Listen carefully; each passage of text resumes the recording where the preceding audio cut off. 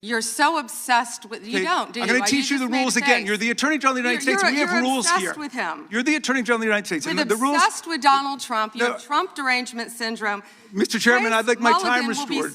Preyed on girls. Mr. Chairman. Well, you know what? If he were part of the Epstein investigation, you wouldn't do anything about it. Online chat room.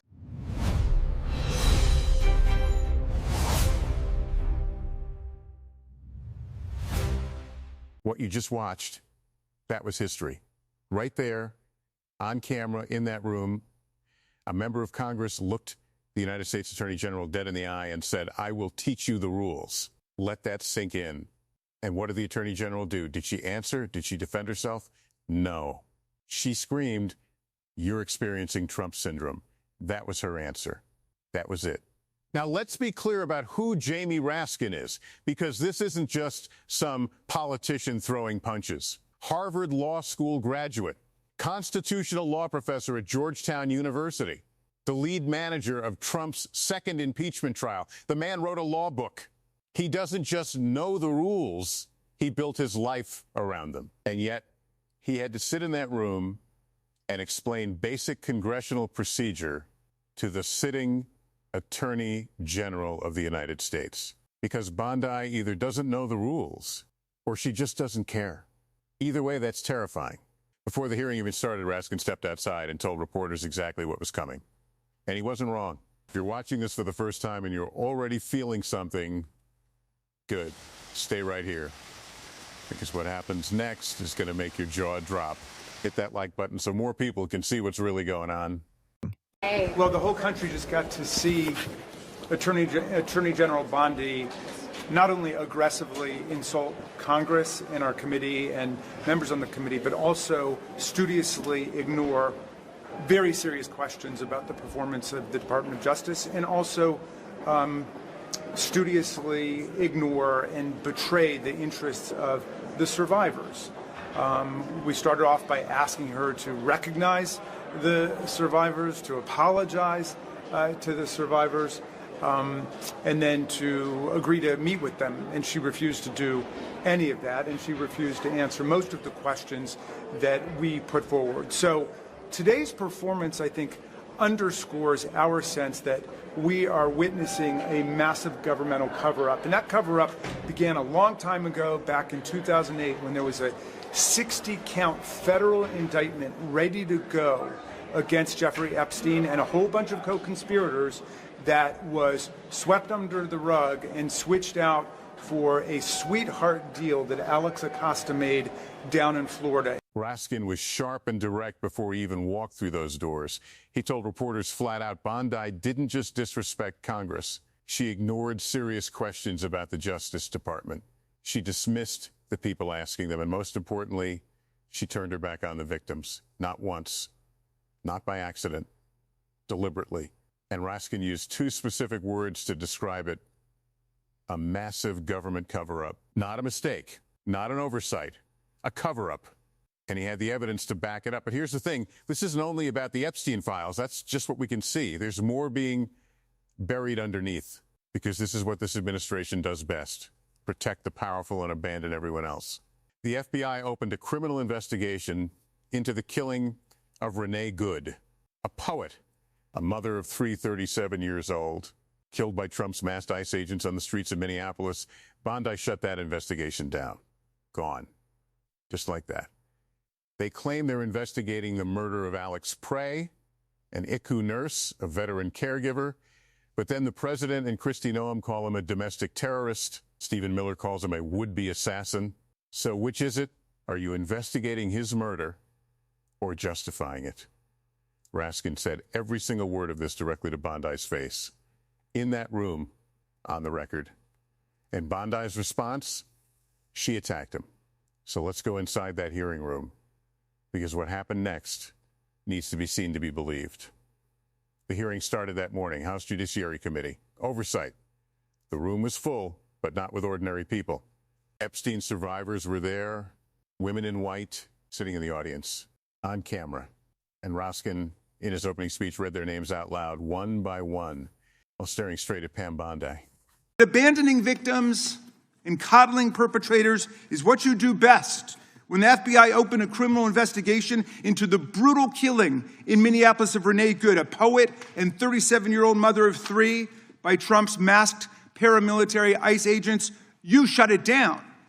You claim you're investigating the cold-blooded murder of Alex Preddy, an ICU nurse at the VA. But how can we trust the administration when the president and Kristi Noem called Preddy a domestic terrorist and Stephen Miller called him a would-be assassin? Name after name. Raskin didn't look at his notes. He looked at Bondi. You still haven't met with these women. You refused to sit down with the victims. Bondi sat there in silence. Nothing. Then Congresswoman Pramila Jayapal stood up and walked toward the microphone. And what happened next stopped the room cold. She turned around and faced the survivors directly. Teresa Helm, there's Jess Michaels, Laura Bloom McGee, Danny Bensky, Liz Stein, Marina Lacerda, Sky and Amanda Roberts, who are the family of the late Virginia Giuffre, Charlene Richard, and Lisa Phillips. Stand up. And if you've never met with the Department of Justice, raise your hand. Every woman stood up. Every single hand went up. All of them. On camera. Every victim. Every hand. Think about what that means. The Department of Justice, whose entire job is to protect victims and go after criminals, had never once sat down with these women. Not a single meeting. Now tell me, does that sound like a coincidence to you, or does that sound like a choice? Raskin then hit Bondi with the numbers, and the numbers are brutal. Congress ordered the Justice Department to release all 6 million documents. Federal law required it. So what did Bondi do? She handed over 3 million and buried the other 3 million. Her excuse? Duplicate documents. Raskin's response was direct, publish them anyway.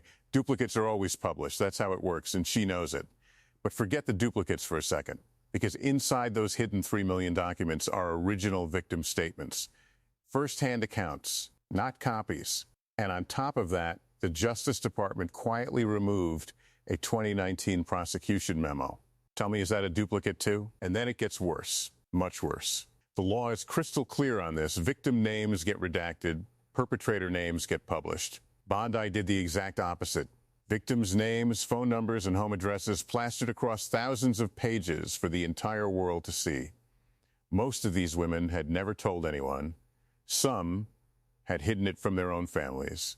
And Bondi blew their cover completely. Meanwhile, the names of the perpetrators, the accomplices, the people who made it all possible, all redacted, all protected, all safe. Raskin called it either the biggest bureaucratic blunder in the history of a department with 100,000 employees or a deliberate warning sent directly to the victims. You pick, because I already know what I think. And Bondi's defense? We've been sued 627 times. Liberal judges don't like us. That's it. Raskin asked about 6 million missing documents. Judges don't like us. Raskin asked why victims were publicly exposed. Judicial activism. That's not an answer. That's a deflection. And everyone in that room knew it.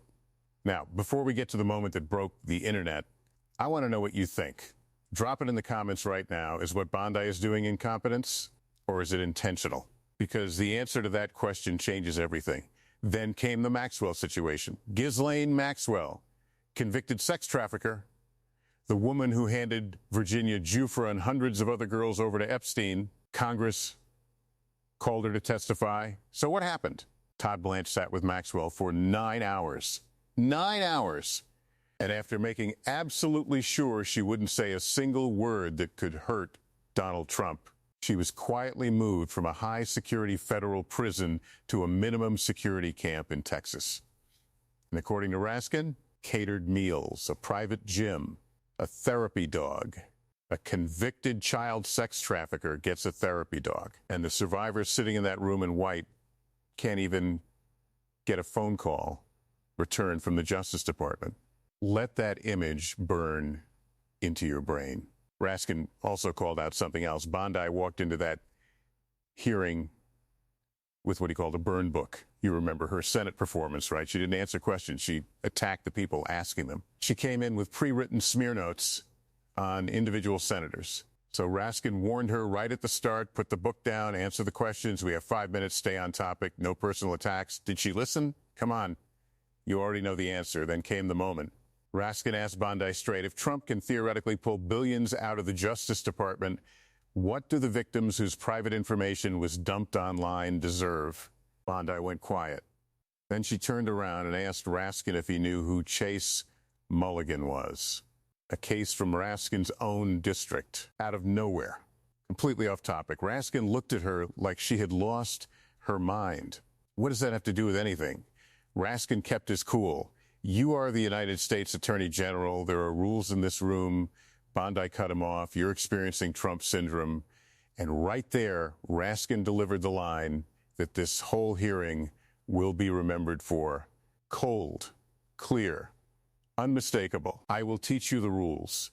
That wasn't just for Bondi. That was a message to every single person in that administration watching from home. Raskin broke it down step by step. We have 5 minutes. We ask, you answer. If you dodge, go off topic, or start talking about our districts, we say, I want my time back, and you stop talking. No debate, no choice. And Bondi's comeback? She mocked his tiny little region. More attacks, more deflections, zero answers. Not one for the whole hearing. Raskin wrapped it all up in one line that says everything. Trump places orders like pizza, and Bondi delivers every time. James Comey, Letitia James, Lisa Cook, Jerome Powell, Adam Schiff, Mark Kelly. Trump types a name on social media, and the Justice Department moves. That has never happened in this country before. The DOJ has become a revenge machine, and Bondi is pulling the trigger. But here's where it gets real, because there are still people inside the system who haven't broken. Daniel Sassoon, a prosecutor in Manhattan, was ordered to drop charges against Eric Adams as a political gift to Trump. He said no. Then he resigned. His deputy, Hagen Scotton, Iraq War veteran, two-time Bronze Star recipient, a man who worked alongside Roberts and Kavanaugh, he resigned too. And in his letter he wrote, in the end, you'll find someone either foolish enough or cowardly enough, but it wasn't going to be me. Read that again. That's not a resignation. That's a declaration. Eric Seibert, 15 years as a prosecutor, spent 5 months investigating Letitia James and James Comey. His conclusion? No evidence. Nothing to charge. So Bondi fired him and replaced him with Lindsay Halligan, Trump's own personal lawyer from the Mar-a-Lago documents case, a person with zero prosecutorial experience. A federal judge called the appointment flatly illegal and threw out every single indictment Halligan filed. 2 grand juries in Virginia tossed the Letitia James charges within 1 week. And just yesterday, another grand jury threw out a seditious conspiracy case against 6 sitting members of Congress. Their crime? Telling soldiers not to follow illegal orders. Grand juries are still working. The system hasn't fully broken. The public is pushing back. So Raskin walked out of that hearing with a proposal, a joint task force, Justice Department, governors, state attorneys general, and prosecutors all working together to actually investigate Epstein's network. Real accountability. Real answers. Did Bondi engage? No. She went back to Chase Mulligan. Then she attacked Raskin's district again. Then Trump syndrome. No answer, no plan, nothing. This is where we are right now. 3 million documents are still hidden. The victims are still being ignored. The people who hurt them are still being protected. And the Attorney General of the United States spent a congressional hearing attacking the people asking the questions instead of answering them. Jamie Raskin taught Bondi the rules today. She doesn't want to learn them. But Congress is not walking away from this, and neither should you. Those 3 million documents are still out there. The survivors are still waiting. And every single week, this story gets bigger. If you want to be here when it breaks wide open, hit subscribe right now, because we are going to cover every move until those files are in the open and every name on those pages is held accountable. The 2 videos on your screen right now go even deeper. Watch them. Bondi was taught the rules today, and she still refused to follow them.